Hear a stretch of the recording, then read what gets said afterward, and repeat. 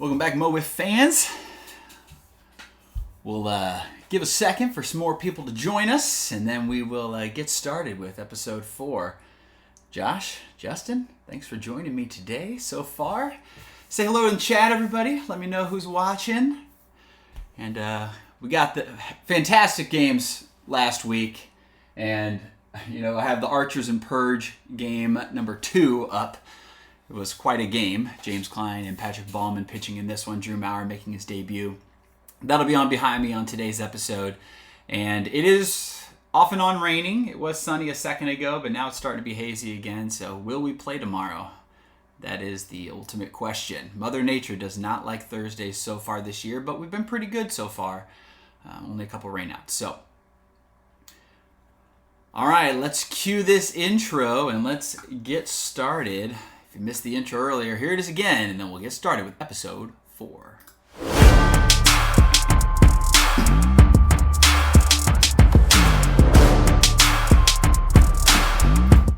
Happy Wednesday, Hopper fans, and welcome, ladies and gentlemen, to episode 4 of 56 and Under, the only show in MO WIFF that knows that the E in love is not for extraordinary, but instead for even more than anyone that you adore. My name is Sam Skibbe, your host of MO WIFF's newest show on the weekly content schedule live on Twitch every Wednesday, where instead of eating food on my lunch break, I'm here eating whiffs with you instead.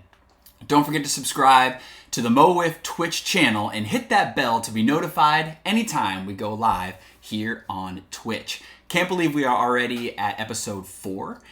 This has been something that I wanted to talk to Brian and Jason about starting, and I think it's been well received, and I hope everybody's not taking it too seriously.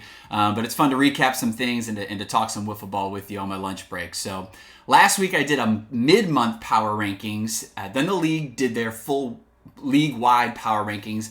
If you haven't seen that, go back and listen to Tuesday's episode, YouTube, Spotify, wherever you catch your podcasts with Brian and Q, where they break down in their first segment how the power rankings were voted on by the front office. There were only 2 switch-arounds from my previous episode from 56 and Under to this current, post-April power rankings. I had the Archers at 1 and the Purge at number 2, but that was before the Purge swept them, and it was their second sweep in a row, so obviously them switching spots totally makes sense, and you would want to see that movement accordingly. The other switch was the front office decided to drop the mojo under the Thunderbirds, even though they have the same record. I assume it's because the front office saw the Thunderbirds played the number 1 team, the Purge. That's their only 3 games so far, but honestly, I really wasn't expecting that much insightfulness from the front office, so maybe they just forgot, or they just want to see the reigning champs fall more. But either way, it's great to see movement from every time we come out with power rankings, and with this being the year that I believe has the most parity in MO WIFF history, you have to expect that the trend will continue, and we will see a lot of movement week after week. I mean, everybody is great. Pitching top to bottom is good across the league. Hitting sucks across the league, except if you're kind of really Colin Wilkerson or a little bit on the Purge. Archers at the beginning, they've kind of fallen off a tad. But, it's early in the season still. We got plenty of wiffle ball left to play. We're going to be playing with this rain basically till October again. We got 3 segments for you, as always. Our top 5, our headshot, and our over-under predictions, so let's get to it. First up is our top 5 list. Last week, we did top 5 players who have yet to play in a MO WIFF game so far this season, and lo and behold, they still haven't played this season. So nobody from my top 5 list, including my honorable mention, Blake Hoffman, and then a little bit Blake Spencer, who hasn't hit or pitched, he only played the field so far. None of them have played, none of them have hit in a game in MO WIFF this year. So the fact that there's still that much talent that still has yet to play in MO WIFF is absolutely crazy to me. So it's not only, it's parity so far, but then you add one more piece to everybody's puzzle, and all of a sudden it's going to be even more parity, and we're going to see some crazy games coming down the stretch here in the summer. This week, we're going to change things up a bit. I'm actually going to go outside of MO WIFF. I'm going to try to go outside of Missouri with a top 5 leagues that I would most want to play in across the country. So I'm not going to focus so much on MO WIFF, but kind of give a little insight to some of the leagues across the country and leagues that I would love to be a part of if I lived in those cities or close by. I wanted to go outside of Missouri. If I say that because I have NWA here in the corner, because that would be the one that I would join, obviously, if I was including Missouri. I tried to go outside of Missouri, but I did want to mention them. They are probably the best up-and-coming league in Missouri. They've been around since 2018, but NWA is a fantastic product to watch. I love Pat Ballman and all of his buddies what the product that they're putting on. And the fact that they're kind of making it's almost like an MLW2. So if you haven't watched all of their series, if you haven't subscribed to their channel, please do. NWA, one of our brother leagues, with the SWBL, MO WIFF, and NWA kind of forming this three-headed monster in Missouri, where we share players all the time. So NWA would be on my list, but I'm not going to include them, but just wanted to make a mention to them. I'm going to do something a little bit differently for this top 5. I'm actually going to start with my honorable mention and then move up to 1. Usually I save my honorable mention till the end, but I want to end on my number 1. My honorable mention is going to be from the Kalamazoo, Michigan, for the KWL, Kalamazoo Wiffle Ball League is my honorable mention, just missing my cut from the top 5. And it might be because, yes, great Wiffle Ball League, but Kalamazoo, college town, I know is hard to get to, and some of these on the list are hard to get to also. But Kalamazoo, I had to have them on my list, but they're going to just miss the cut in my honorable mention. KWL, fantastic people. About the same age as me, so it's going to be an easy fit-in that I would love to play in that league. It's those guys, Nate Thompson and Mike Hogan and Justin Gregory and all those guys there, Grant Miller included.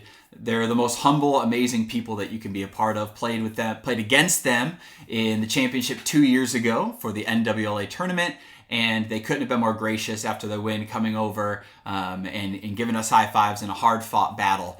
We are the only 2 original leagues, SWBL and KWL, that have been a part of the NWLA tournament every single year. So it's nice to have that tradition with them. So I have to include them as my honorable mention. KWL, base running, Yellow Bat League, very much like the NWLA style, which is why they have so much success. KWL, Beer Drinking League, also gotta love it. So KWL is on my list as my honorable mention.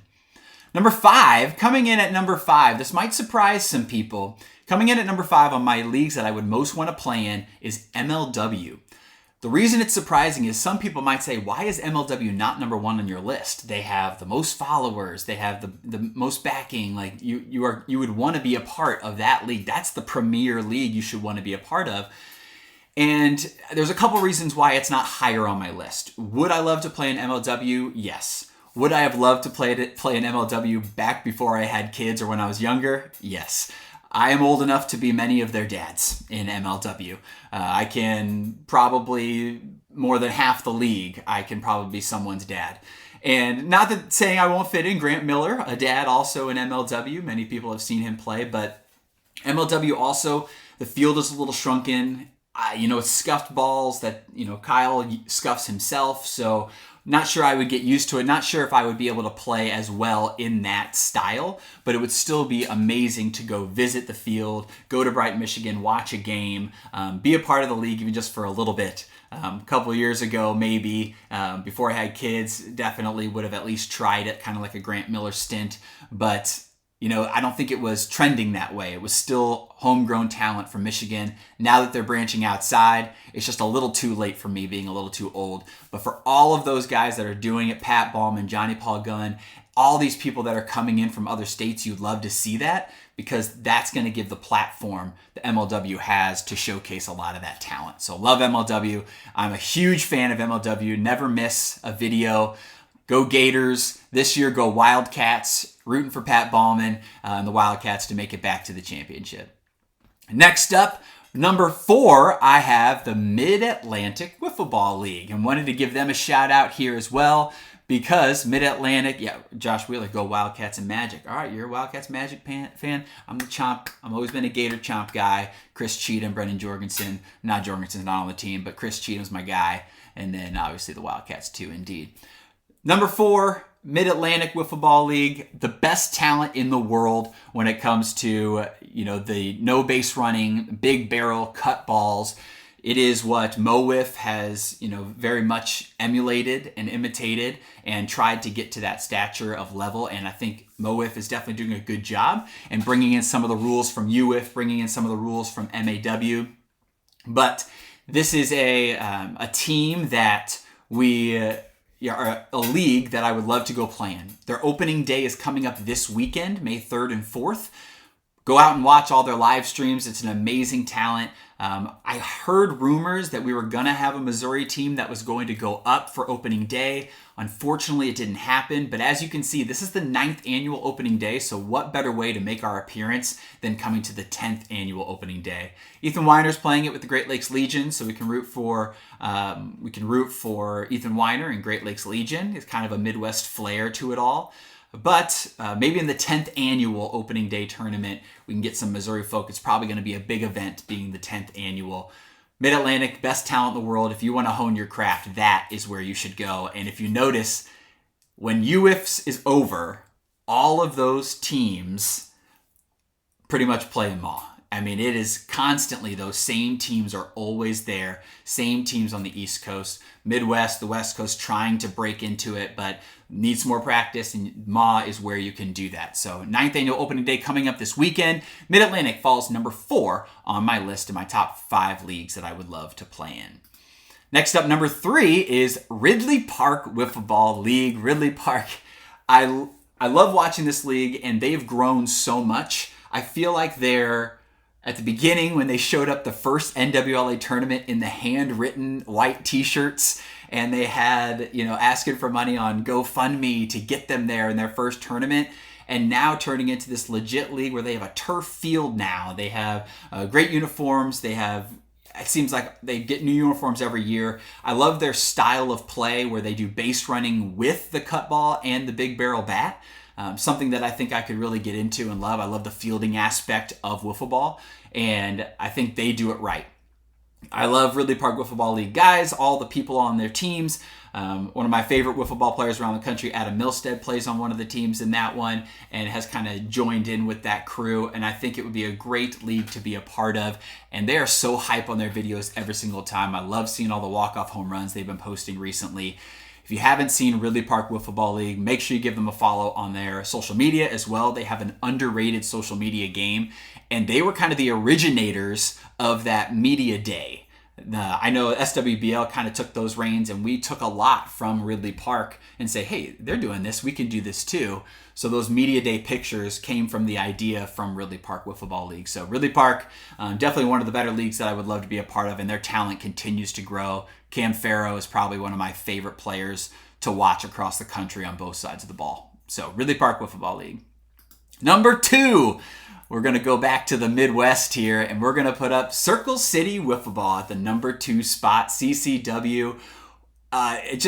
When you talk about amazing people, CCW is an amazing group of people that are so welcoming. I know many of our players in Missouri have gone up and played in CCW. We've had Cam Smith, we've had Spencer Bogad that have gone to play at CCW. I never got to make it out, and especially in their new format. That's what excites me about CCW. They have changed their league to the point where they now have 3 seasons in one. And there's point systems based on all 3 seasons, and how they do it is awesome. They first start their season off by doing a slow pitch league. So, slow pitch, lob balls, a lot of knuckleballs probably, a lot of fielding, a lot of hitting. And you see the home runs, 7 home runs a night, from guys. And it's that slow pitch style that they play in Hometown Cup. Kind of preps their guys for the Hometown Cup coming up in July. After that, they switch to their regular yellow bat, base running, clean ball league, which is what they play in their second half of their season, or their second third of their season. That's going to prep them for the NWLA tournament. And then the third part of their season is the no base running, big barrel cut. So all of a sudden you have 3 completely different leagues all in one, but then they have an overall champion. I love this format. I love the idea behind it, and that each one of them preps them for one of the big 3 tournaments around the country. Hometown Cup for the slow pitch, NWLA for the yellow bat base running clean ball, and then you have UWIF, with a no base running big barrel cut ball. So you have all three of these amazing tournaments, but this league has adapted to kind of get that practice before it happens. And then you have one champion. Now that's what makes this even more nuanced and interesting is the captains have to select teams based on trying to get points in all three segments to be the overall champion. Sure, you can go all in and you can get amazing talent just for the big barrel cut ball no base running, but you might be screwed when it comes to the slow pitch or the yellow bat clean ball. So it's about finding that balance and seeing how you can create a roster that is good at all three. Hope I explained that well for CCW, but that is my number 2. And it's probably, out of all of this on the list, it's definitely the closest to Missouri. So if there's anybody out there that's looking for a really fun way to play, as you know, Josh Williams says, such a fun way to play, then go out and go to CCW and maybe make an appearance on one of the teams. And that brings me to my number 1 league that I would play in if I lived in the area, would be the HRL Twin Cities Home Run League. It is in St. Paul, Minneapolis area. I actually, fun fact, have played in this league before. There was a time before I had kids, before I was married, I went and actually spent a week in Minnesota. They had a regional tournament back in the day. NWLA tournament had regionals, and I was helping run one of the regional tournaments for the main director. His name was Chris Galloway, and he couldn't go that weekend, so he asked me to help run the Minnesota hosted tournament. So I went, and I think I was even an umpire through those, maybe, I was the umpire at CCW. So I played in the Minnesota one. But while I was there, I was like, I'm going to drive up, and I'm going to be there for a week. So I actually spent a week there and got to play in 2 separate days for HRL. And I ended up getting traded in one of them just so I could get more games in. Played for the HRL White Sox and the HRL Reds. And it was such a great experience. They play a speed limit league, yellow bat, base running. Really fun to be a part of. I don't want to botch the speed limit, but I want to say it's like 65, 67 miles an hour. I could be wrong on that. I think it's under 70. But they have the old school speed guns that they don't bring out usually unless somebody's overly doing it. So it's very much how SWBL used to be as like a heat check league. They're like, calm down, buddy, when they do their heat. It's very brotherly, very camaraderie. It's that competition that's going to ramp up, but it's also like, I'm not getting the speed gun at you. Just slow down a little bit. And they're like, okay. But it was so much fun to play with. They play in hockey rinks all across, the city of Minneapolis. Hopkins, they have in Hopkins and Egan are their 2 divisions, and there's hockey rinks all over that they play in. So HRL Twin Cities is my number 1 that I would play in. Some fantastic people. I think if I joined a team right now, it would probably be the Mariners. Trent Steffes, shout out to you. HRL Mariners have always been one that I wanted to go back to and play with if I ever get back to HRL in the future. But it's such a fun league to be a part of and would love to go back. So that is my top 5 list. Go through them again. Honorable mention KWL and NWA as well. MLW number 5. Number 4 is MO. Number 3, Ridley Park Wiffle Ball League. Number 2, CCW, Circle City Wiffle in Indianapolis. And then in the Minnesota area, HRL Home Run League, Twin Cities. Leagues are great everywhere. MO WIFF and SWBL and NWA, that's our home. We know that well. But there are fantastic leagues out there, and it's great to support them and watch their live streams, watch their videos, follow along with them, and get to know some people, especially if you go to the NWA tournament or US. It's such a small and great community to be a part of. And I think it's gotten to be a much better community than what it used to be. There's a lot more talk behind each other's backs, and we've been getting older now, and it's like, why are we doing that? Let's just support each other and have fun. And I feel like the community of Wiffle Ball has gotten a lot closer over the years. So thanks everybody for listening to my top 5 list, and our honorable mention 5.6, obviously 5 or 6 for 56 and under. Let's move on now to a crazy segment coming up, and that is headshots, everybody. Yes, indeed. Last week's headshots were a doozy, and we continue that wide selection of them this week as well. I'm going to start lighter, and then I'm going to move into a few more in-depth ones, and then we'll end with kind of an overarching generic one that I have as well. But I'm going to start a little lighter, and that's going to start with the charging port on the iPad that killed the live stream, and the graphics and the production value went down last week. So if you did notice in Fast Pitch, and you noticed on our live stream, and you noticed on our videos, you'll notice there's a lot of silence in some of them. There's a lot of announcers talking about what's going on with the tech. I was a part of that with Brian and Q. Jason obviously having his baby. Congratulations to them, but obviously with him not there, I don't think he could have even fixed this problem because it was a charging port issue. We had the iPad plugged in and it just continued to go from 100 all the way to 0 until the live stream died. Luckily, we were still recording on another phone after we saw that it was under 5%, and it was still technically charging, but it wasn't actually charging to the point where we needed it to on the live stream. So I'm going to give the first headshot to the iPad and the charging port. Clearly, we might either need a new one or we can just use the other ones that we have. Now we get on to my next one. And he knows it's coming, folks. And if you listen to his picture of the week, then you know that my next headshot is going to Mr. Pat Ballman.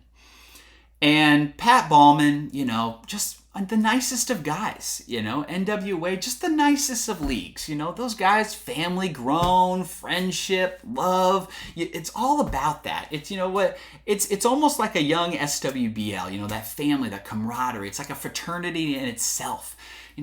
Pat just sometimes reminds me of a younger, taller, better looking me, and, just a great commissioner that is nice to everybody. But last week, he changed. Completely changed who we thought Pat Ballman was of old. Now, ladies and gentlemen, I don't know what else to tell you, but it was an uncharacteristic display of negative emotion as he physically assaulted and chucked a very heavy bat at one of his long-term friends and teammate, Zach Gunn. I heard Zach Gunn was hit in the gullet, out of breath for at least 5.6 seconds. Ballman, I heard, already promised him a nice Christmas present, but I'm not sure if that's enough because breaking news, folks, we actually reached out to Zach Gunn and he sent our 56 and under producers the following quote. It was shocking, really. After all these years of friendship, it took this moment to finally go ahead and reevaluate where I stand with the guy. Honestly, was one of the more heartbreaking times I can recall in any friendship. Wow. I mean, you hate to see that. It's some powerful words coming from Zach, and honestly, we're going to see how it translates to the field with this Purge team, because they need to keep the drama out of the clubhouse. They need to keep the drama at bay if they want to continue their success. So only time will tell as we await how this is going to affect the Purge moving forward. So Zach Gunn, our prayers are with you, and Pat Ballman, just a disappointing week. Okay, let's move on. Some non-game costing moments first. Let's do a non-game costing moment, and then we'll go on to some game costing moments. The first one is a non-game costing moment, and it almost was. Jake Keller plinkos a ball in his arms, back and forth, plinkos the ball, and plinkos it right over the fence and allows the Bombers and Jake Welnick to tie the game. This moment was captured best by this picture here, where Justin Hall gives himself a headshot to his face in angst, as you can see in this picture here, and Jake Keller with his head down, walking towards the infield, utterly dismayed. Dustin Hitchcock looking on over to the right there in the outfield, looking on like, what just happened? This game is tied. Ultimately you might think, okay, Dustin Hitchcock, he's probably sitting here and he's like, okay, this is bad. But you know what Dustin Hitchcock does? This was just an opportunity for Dustin Hitchcock to get his first dinger of the year, got 4 RBIs in the process, so maybe that was Jake's plan all along. Maybe he just wanted to give his guy some extra chances. He wanted to get to the next one, so, hits a home run out of there to kind of, oh man, hold on, we got 18 messages were deleted by a moderator. Interesting. Timed out. Anyway, I'm not so used to the chat part yet, but we're getting used to that as well. But congratulations, Dustin Hitchcock, for saving Jake Keller's grace, because if they would have lost that game, you got to believe Jake Keller would have trouble showing his face anymore in the Kings clubhouse. So he probably would have taken a couple weeks off. But congratulations to the Kings getting that win. A big win for the Kings. A big win for the morale of that team after the moment here with Justin Hall. All right, now let's move on to some game-costing moments, because that first one didn't cost the Kings the game, but the other ones costed a game. The first one, we are going to stick with the Kings and the Bombers series, and that was the headshot.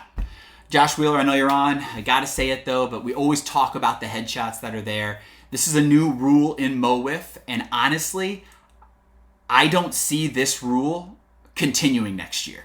In fact, I'm going to be so bold as to say on this 56 and under that I think we should charge everybody out there to come up with a petition that this rule should not even be in playoffs. So headshot, fine, whatever, you get your single, but I think we've already seen it play out in a couple ways that have very much impacted the course of the game.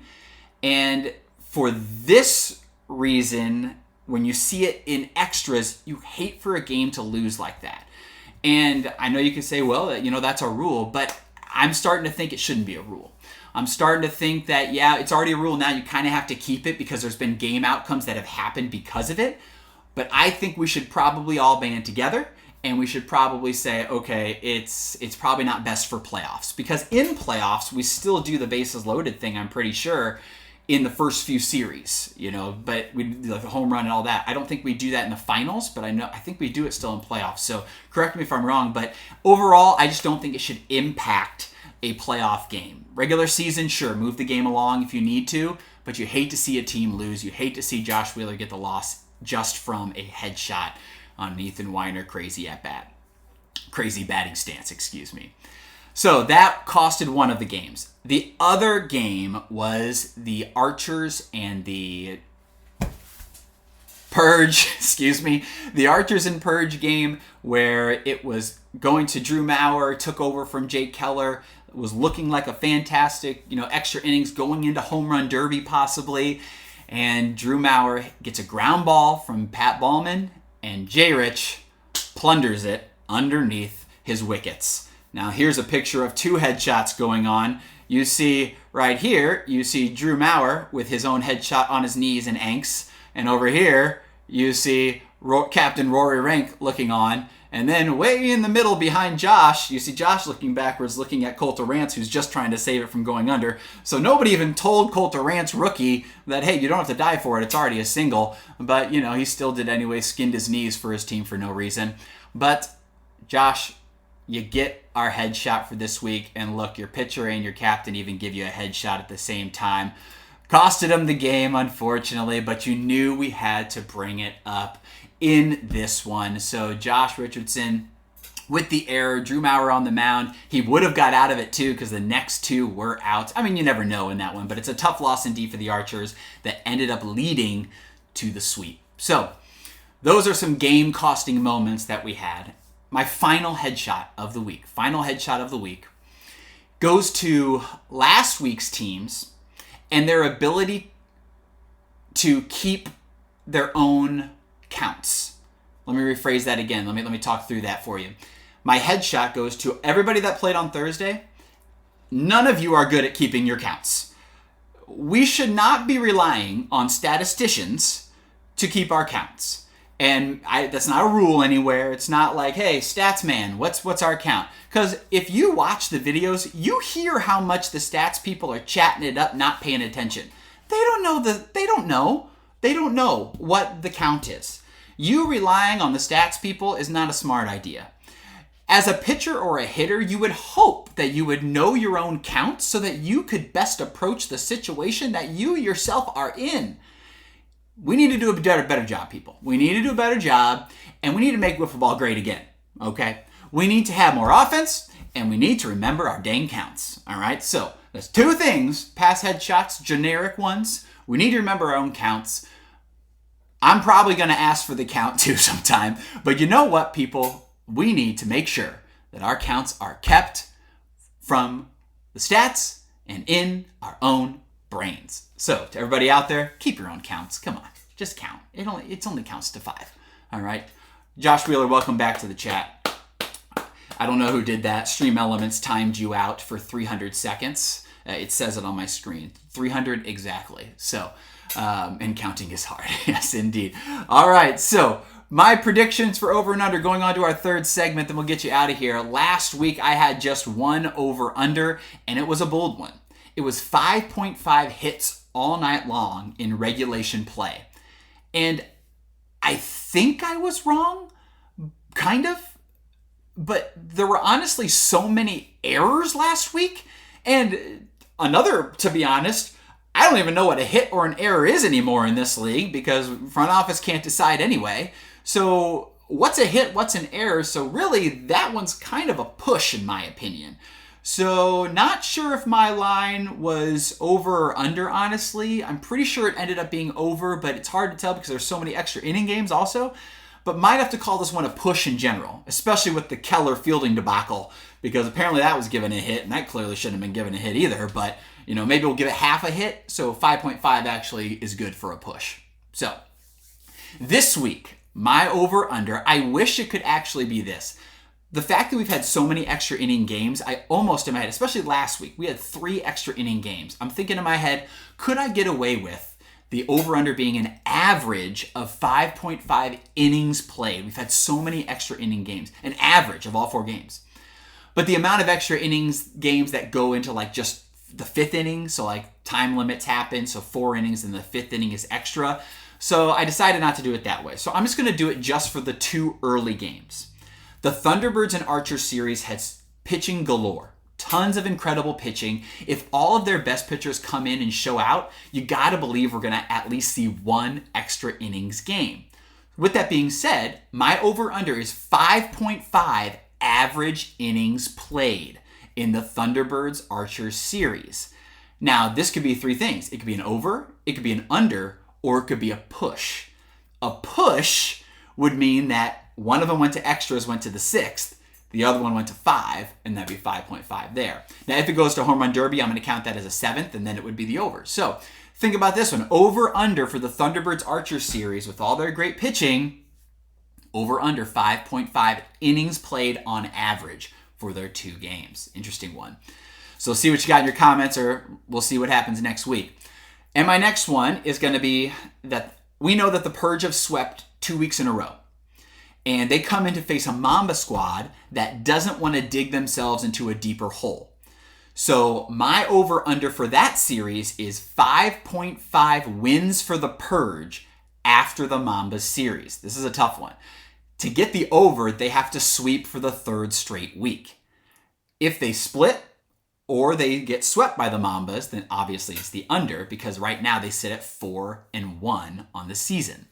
So give me your best. Over-under for the Purge and Mamba series. 5.5 wins for the Purge after the series is complete tomorrow. But let's be honest, we're not playing tomorrow. It's going to rain. And Chesterfield's going to call off their fields, and we're a part of it. But who knows? Maybe we'll get lucky. It's all in the morning. Maybe I'm jinxing us. I don't know. But I just have a feeling with all this rain coming, I don't think there's any way it's going to happen. One other thing I wanted to mention before we get out of here is I'm so glad that there are no more undefeated teams. As a commissioner in my own league, it always warms my heart when there is a team that is, 4-0, 5-0, and all of a sudden they lose a game. I'm not saying it wouldn't be cool to go undefeated. I'm not saying it wouldn't be great, but as a commissioner, and I'm sure all of you listening too, you want league parity. You want to see the parity in the league come together and being even across the board. You want to see standings that are around the 500 mark so that it's a fight to the finish. So I'm really glad that there's no more undefeated teams. Now we just have to get Melonheads their first win so that we can have no defeated teams anymore. So Melonheads, good luck. So that's it for me at 56 and under. Any questions in the chat before I go? I'm going to kind of wrap it up here, but great week last week. If you didn't see all of those videos from the Purge and the Archers series, go back and look. If you didn't see the Bombers Kings series, go back and look. 4 incredible games, and it seems like each and every week we have some great games.